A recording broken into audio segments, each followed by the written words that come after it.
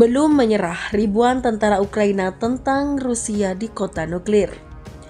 Situasi di wilayah Zaporizhia dipastikan akan kembali memanas setelah militer Ukraina memobilisasi ribuan pasukan tambahan pada hari Kamis. Kabar pengerahan personil tambahan ke daerah tempat berdirinya pembangkit listrik tenaga nuklir PLTN Energodar dilaporkan oleh anggota Dewan Perwakilan Daerah Zaporizhia Vladimir Rogov. Dalam pernyataannya, Rogov menyebut Angkatan Bersenjata Ukraina mengirim sekitar 8.000 personel ke daerah Orekov dan Gulyapole. Ribuan tentara Ukraina juga dilaporkan bergerak dalam formasi bersenjata lengkap melalui jalur kota Ploievrogad dan Dnipropetrovsk. Jumlah militan dari formasi bersenjata Ukraina ini bergerak menuju posisi kami melalui Pavlovgrad dan Dnipropetrovsk, tepatnya di arah Zaporizhia menuju area Orekov dan Gulyapole, ujar Rogov. Hari ini 8.000 tentara Ukraina sudah ada di area Orekov, Gulyapole, dan tindakan kohesi unit mereka sekarang sedang berlangsung, kata pejabat daerah ini seperti dilansir dari kantor berita Rusia TASS. Lebih lanjut, Rogov mengatakan unit militer Ukraina tidak menyertakan kendaraan lapis baja dalam konvoi bersenjatanya menuju Orekov dan Gulyapole. Namun demikian, kendaraan-kendaraan lapis baja militer Ukraina itu tetap berada dalam status siaga, hanya saja ditempatkan dalam posisi tembak di daerah yang memiliki perlindungan. Mereka sangat menyisihkan peralatan atau mempersiapkan untuk hal lain. Peralatan itu ada tetapi tidak berpindah ke posisi tempur. Kemungkinan kendaraan lapis baja itu beroperasi dari posisi tembak yang terlindung, ucap Rogov melanjutkan. Sebelum pengerahan pasukan tambahan, militer Ukraina diklaim menerima pukulan telah usai selesai artileri militer Rusia di wilayah Malaya, Tomaka, dan Novopavlovka. Laporan ini dikonfirmasi oleh pejabat gubernur Zaporizhia Yevgeny Balitsky yang berani memastikan bahwa militer Ukraina kehilangan satu brigade penyerang dalam serangan artileri tersebut. Ukraina lagi-lagi menyatakan kegagalannya dalam operasi kontroofensif untuk memukul militer Rusia di sejumlah daerah. Pengakuan ini diungkap langsung oleh Kepala Penasihat Presiden Ukraina Mikhailo Podolyak.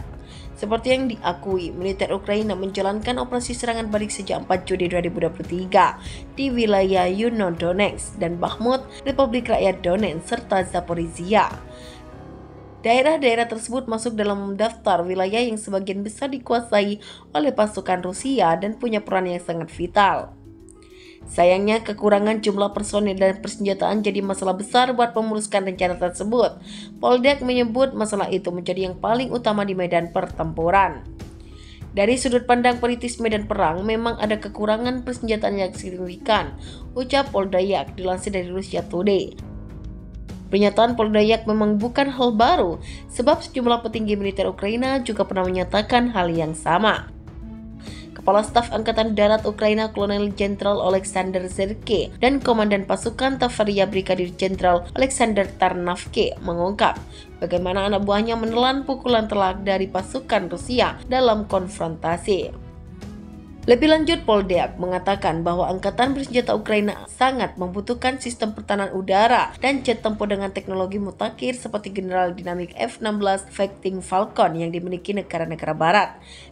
Dalam beberapa bulan terakhir, pemerintah Ukraina secara intensif meminta bantuan kepada Amerika Serikat dan negara-negara barat, anggota Pakta Pertahanan Atlantik Utara NATO, menyediakan pesawat F-16.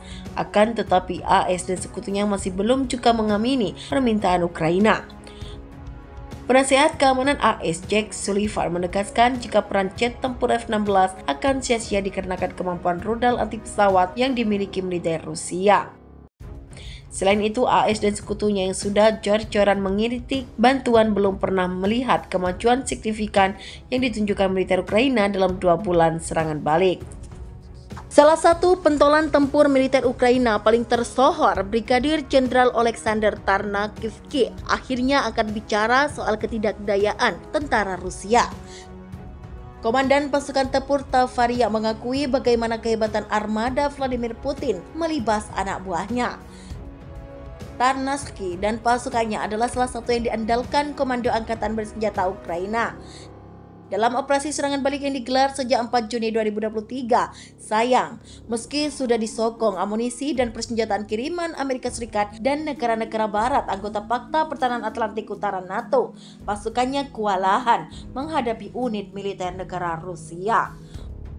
Wakil Komandan Operasi Timur Militer Ukraina memastikan fakta di medan pertempuran bahwa kualitas tentara Rusia telah menggagalkan pergerakan maju pasukannya. Seperti dilansir dari kantor berita Rusia atau TASS, Tarnaski mengaku dirinya tidak meremehkan tentara Rusia. Tarnaski bukan perwira tinggi militer Ukraina pertama yang buka suara soal pengakuan kedikdayaan tentara Rusia dalam pertempuran. Kepala Staf Angkatan Darat Ukraina Kolonel Jenderal Oleksandrsky juga pernah menyatakan hal yang sama. Dia mengakui lambatnya pergerakan maju pasukannya karena 3 faktor utama. Baik pasukan, senjata, atau amunisi tidak pernah cukup. Biasanya ini adalah masalah besar bagi setiap prajurit, terutama bagi pasukan Ukraina karena zona perang sangat luas. Pertempuran dilakukan ke arah yang berbeda dan secara umum pasukan Rusia memiliki keuntungan, ujar Sarsky dikutip dari kantor berita Rusia RIA Novosti. Sementara itu, kondisi babak belur yang dialami tentara Ukraina dalam operasi kontraofensif juga dinyatakan langsung oleh Menteri Pertahanan Ukraina Oleksiy Reznikov dan juru bicara Angkatan Udara Ukraina Kolonel Yuri Inhart. Kedua pejabat pertahanan Ukraina itu sama-sama mengeluhkan kurangnya amunisi, sistem pertahanan udara, dan perangkat peperangan elektronik. Dalam laporan yang dikutip dari CNN, Kolonel Yuri Inhart menegaskan jika keunggulan militer Rusia dalam peperangan elektronik adalah penyebab utama mengapa operasi kontraofensif Ukraina terhenti.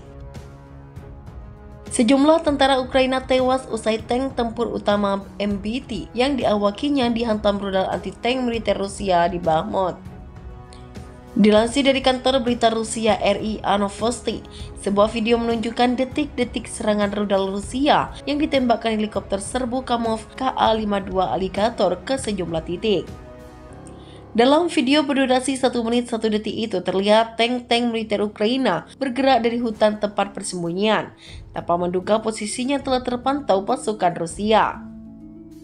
Tak hanya tank, kendaraan lapis baja pengangkut personil angkatan bersenjata Ukraina juga tak lolos dari serangan yang diklaim menggunakan rudal anti-tank 9K121 FIG atau Whirlwind.